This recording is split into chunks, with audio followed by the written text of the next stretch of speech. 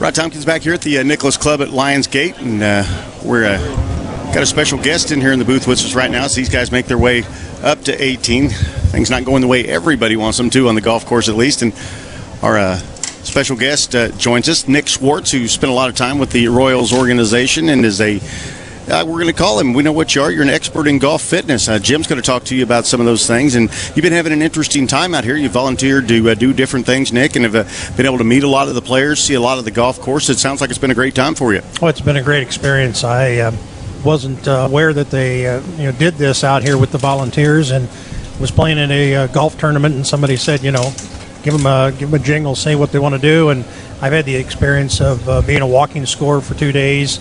These last 2 days of the tournament, I'm doing the sign bearer carrying, but it's been interesting talking to the different players just to see what they do, why they do things, and really how things have evolved. Not only what I saw in baseball as younger players have come in, but as younger golfers are coming in, what they're doing in the way of nutrition and physical conditioning.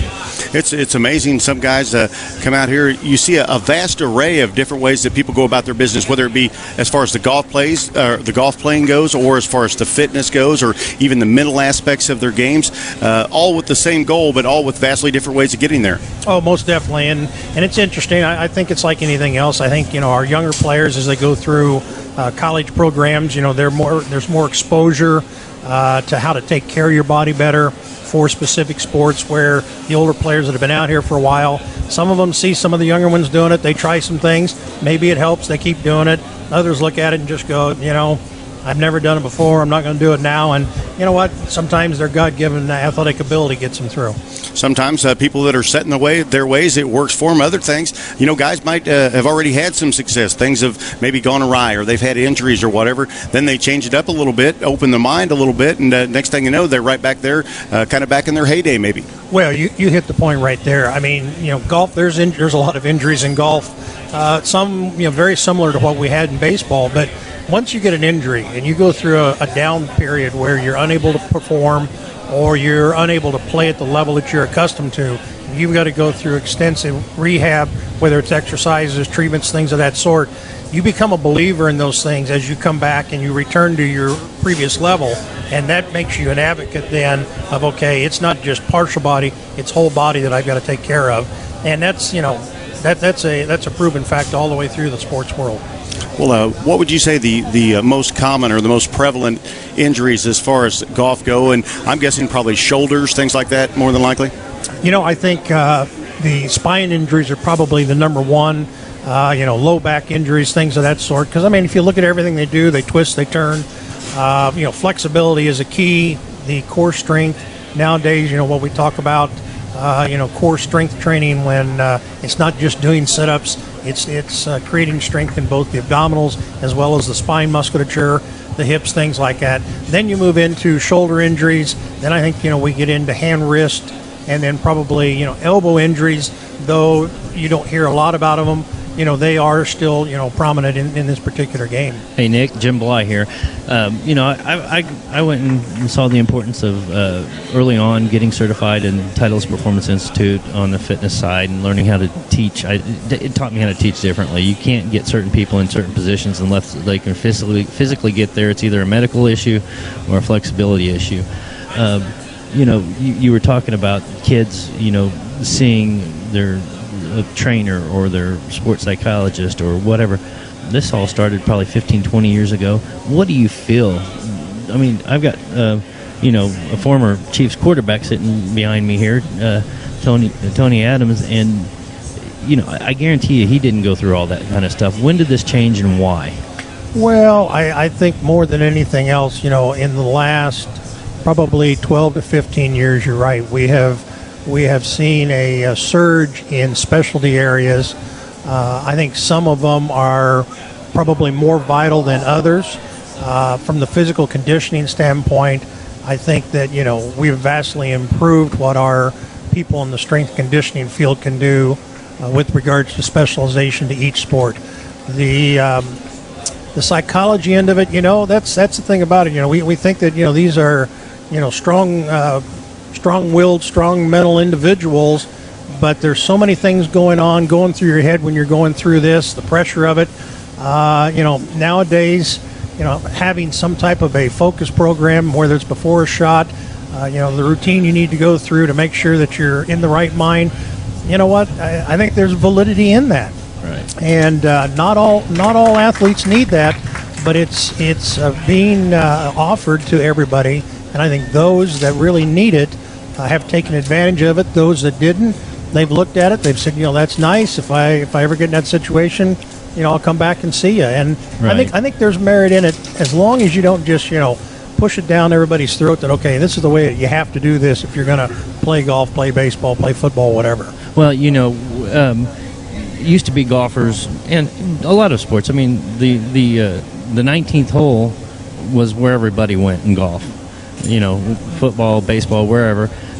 You could stand at the back of the driving range and pick out who Arnold Palmer was, who, Jack Nicklaus was. All these guys, they all had their own individual swings. Now everything is very instructed, very robotic. It's just society's really changed in sport. Well, it really has, and again, that's that personal preference of the athlete. I mean, you know what, he buys into Mr. Foley's hitting program, and the swing pattern. What do they talk about? There's 3, 4, 5 guys on the tour that you can put them all side by side. They all look the same out there. They've bought into it. It's worked for them. Well, you know what? That's great. It's great for them. It's not for everybody. And I like the commercial that Arnold Palmer does nowadays on the Golf Channel. That swing your own swing. We'd all like to be able to do it, but you got to be able to do what you can do and maximize that activity that way.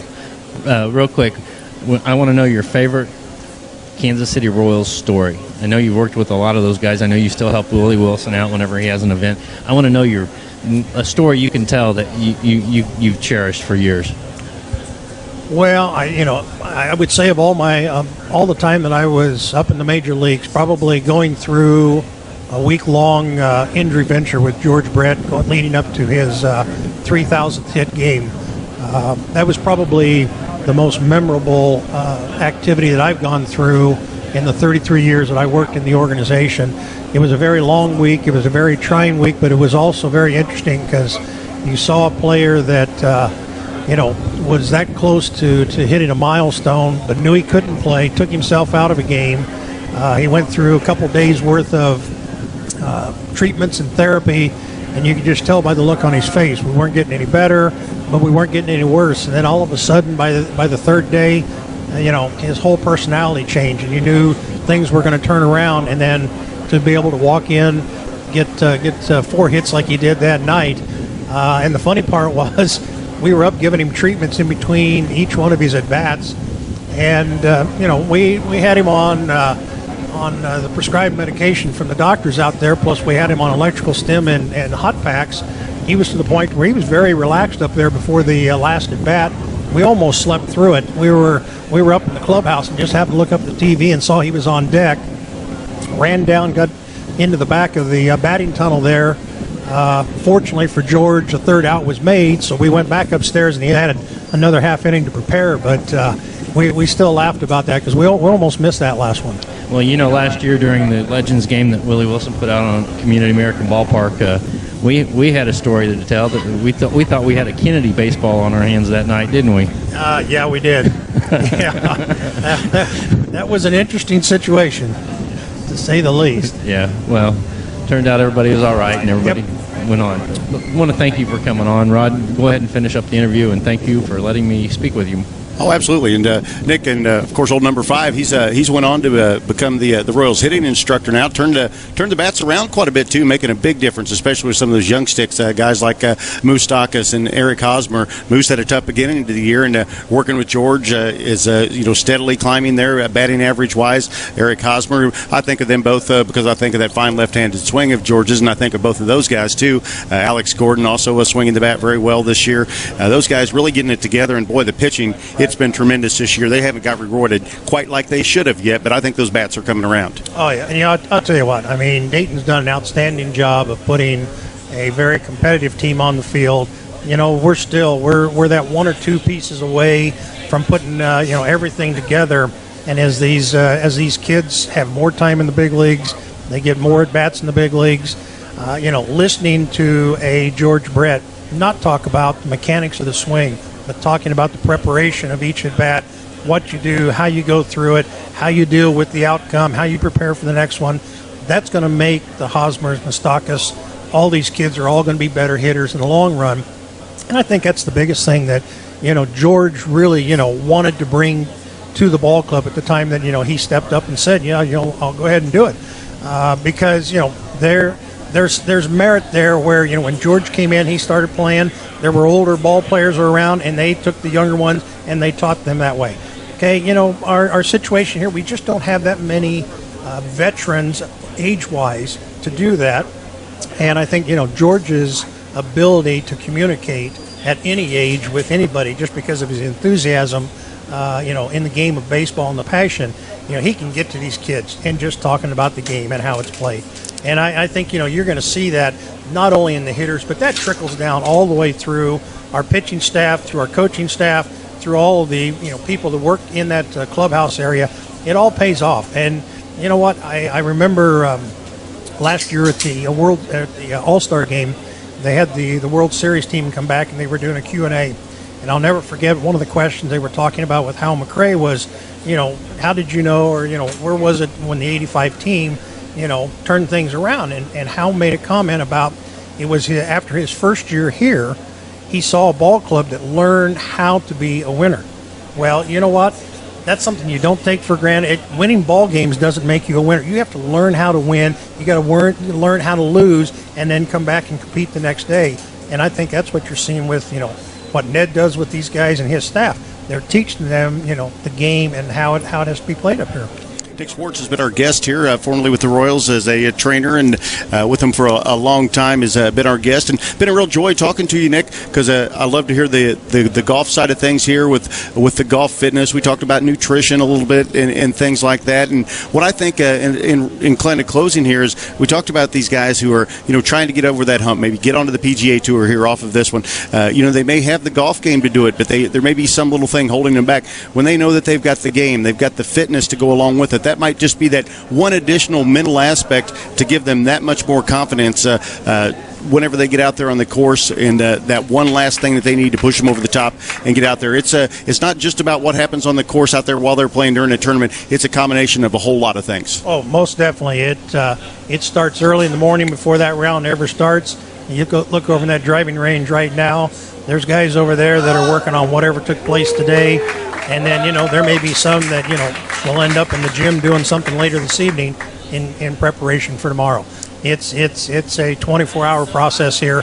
Starts with the nutrition, goes to your physical activity, and then the skills part takes place. And like Jim said, used to be the 19th hole, an awful popular spot. I'm not opposed to going there myself either, but I'll tell you what, that's not where these guys are going after the round today. They're going to go out, probably have a little dinner with the family if they're here, get a good night's sleep if they can, depending on where they're at on the leaderboard. They're going to come out here in prime physical condition, try to come away with a win here at the Midwest Classic. Most definitely. I'll tell you, one of the things that we talked about early in the week was with the heat and humidity here. And, they kept talking about hydration. Hydration's great.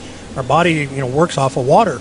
But, when you start adding in, do I take Gatorade? Do I do this or that? We were talking to him. One of the things that I learned from Bob Boone. One way to, keep yourself physically fit during the heat is using Pedialyte. And as your electrolyte drink, maybe in lieu of or in conjunction with your Gatorade, your Powerade, whatever. And, we all know Pedialyte is something that, is used, especially with infants if they're ill. But I'll tell you what, Bob Boone never lost 1 pound catching on the AstroTurf in Philly or here in Kansas City when he came over. But he drank maybe a bottle and a half every day game, and he was perfectly fine. But, the replenishment of what he's going to get electrolyte-wise out of that Pedialyte is so rapid, it helped keep him on the field. And ironically, I was talking to a 22-year-old player here, and he'd never heard of it. After the round, he says, "How do you spell that?" And then one of the caddies next to him said, "Here, take one of these packets with you." He was an older gentleman. He said, "I always carry these in my bag for my player." He says, "Take these." He says, "You can get it at such and such a store." So you know what? I mean, these are the little things that, again, it helps them get through a weekend like this. that may be the difference in, spiking up with a high sugar drink versus something that keeps you level and you keep your energy up, and then when it's over, there you go, you're done. Absolutely. Thanks for sharing that with us, too. Because I tell you what, I'm a baseball guy. I'm a Royals fan as well as a broadcaster. Dyed blue, true and true, blue all the way. And so it's great to hear about that side of things. Also great to hear about the golfing side of things and some little inside information and things like that. That makes for a little bit of great internet TV, some great internet radio and things like that, too. We appreciate you coming up, Nick. It was a real joy meeting you. I'm glad that Jim was able to grab you and get you up here. Thanks a lot for stopping by here today. Anytime you ever want to stop back and have a few words with us, we'd love to have you. Well, I thank you very much. I appreciate it, and I've really enjoyed the opportunity. Awesome. That's Nick Swartz, and I appreciate him joining us. We'll take a little break. Back with more after this here on 810 WHB TV.